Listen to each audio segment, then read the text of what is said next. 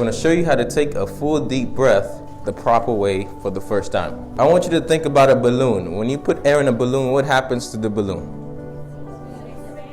It gets bigger, right? It enlarges with air and oxygen. Your cup is never empty because you are the source.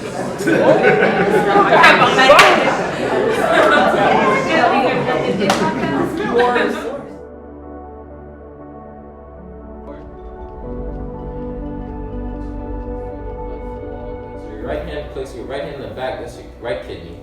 Place your left hand on the opposite side, that's your left kidney.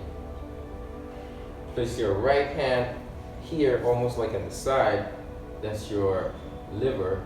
Right, so forward, toes up, heel up, arms up. Heel down, arms back.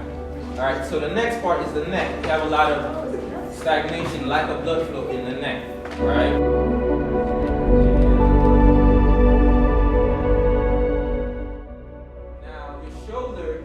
Hold a lot of anxiety and stress in your shoulders. You know when they say you're uptight? You're literally uptight because your shoulders holding all that anxiety. There's a correlation between your physiology and your psychology and your emotions. So if you lose stagnation in your shoulders, you can actually decrease your anxiety. So this is called the Qi cup. So I want to pretend that you're holding a cup of tea, right? And then you're serving the tea out. You're saying, here, I got tea, I got the tea. Then you bring the tea to the side. Right? And then the tea goes over your head, and then the tea goes forward, and then the tea goes right back in. So these are rotational joint movements to decrease stagnation, and you're actually working your entire arm. So we're going to do the other arm. You're going to serve the tea. Bring it to the side, go over your head and lean back, then go forward, and then bring it back in. And then we're going to do that again with the arms, with other arms. Go forward, and then you're going to go over your head.